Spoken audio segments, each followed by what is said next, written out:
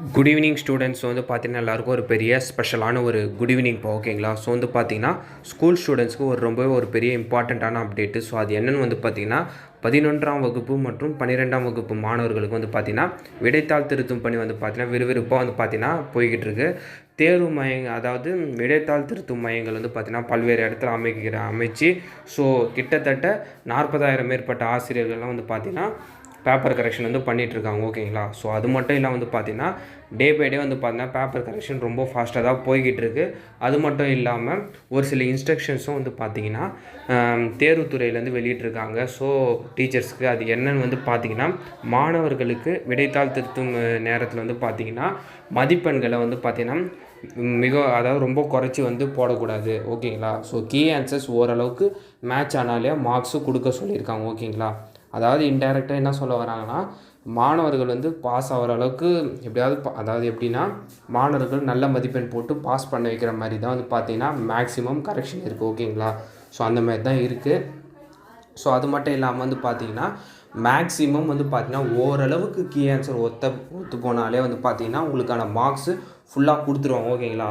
இல்லை ஓரளவுக்கு ரிலவெண்ட்டாக எழுதிருக்கீங்கன்னா உங்களுக்கு ஒரு பாதி மார்க்னால் கொடுத்துருவாங்க ஓகேங்களா.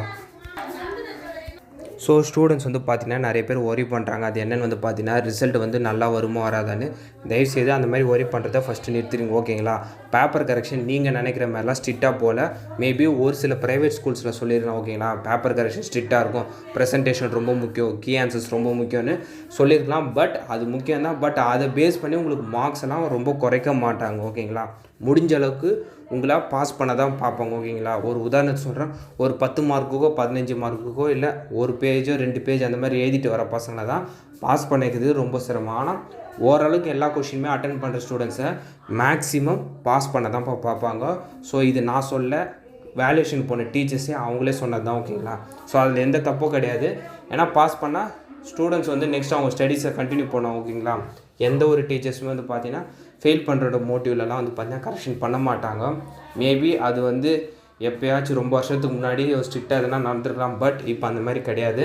யாரும் ஒரி பண்ணிக்காதீங்க. கிட்டத்தட்ட ஒரு 10 ஸ்டாஃப்ஸ்க்கு மேலே நம்ம கேட்டோம்ப்பா வேல்யூஷன் போன ஸ்டாஃப்ஸு. அவங்க வந்து மேக்ஸிமம் யாருக்கும் ஃபெயிலாம் கொடுத்ததில்ல. ஆனால் மேபி ஒரு பக்கமோ 2 பக்கமோ சுத்தமாக சரியாக எழுதாமல் இருக்காங்க பார்த்தா அவங்களுக்கு பாஸ் போடுறது ரொம்ப கஷ்டம்னு சொன்னாங்க ஓகேங்களா.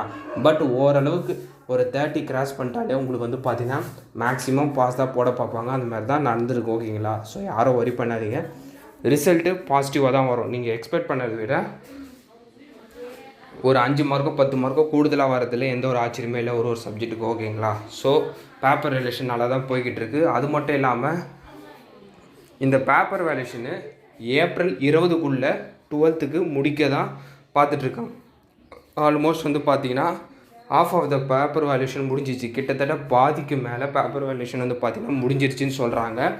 ஏப்ரல் 20க்குள்ளே ஃபுல்லாக அந்த ஒர்க்கு முடிஞ்சு மே 9 இல்லை அதற்கு கொஞ்சம் முன்னாடி கூட வந்து பார்த்திங்கன்னா 12ஆம் வகுப்புக்கு வந்து பார்த்திங்கன்னா ரிசல்ட்டை வெளியிடுறதுல மேக்ஸிமம் சான்சஸ் இருக்குன்றாங்க. ஒரு கால் வந்து பார்த்திங்கன்னா ரொம்ப சீக்கிரமாக முடிஞ்சிட்டா உங்களுக்கு மே 9ஆம் தேதிக்கு முன்னாடியே ரிசல்ட் வரலாம். இல்லைனா உங்களுக்கு மே 9 ரிசல்ட் வந்து 12க்கு ஓகேங்களா. Side by side 11th paper கரெக்ஷனும் போய்கிட்டு இருக்கு. இன்னும் ஒரு வாரம் கழிச்சு வந்து பார்த்தீங்கன்னா 10த்துக்கும் பேப்பர் வேல்யூஷன் ஸ்டார்ட் பண்ணிடுவாங்க. அது வந்து பார்த்தீங்கன்னா ஒரு 10 to 15 நாளில் முடிச்சுட்டு ஸோ ரிசல்ட்டை பப்ளிஷ் பண்ணிடுவாங்க ஓகேங்களா. ஸோ இவ்வளோ தான் அப்டேட்டு. மறக்காமல் உங்கள் ஃப்ரெண்ட்ஸ் அண்ட் ஸ்டூடெண்ட்ஸ்க்கு ஷேர் பண்ணிடுங்க.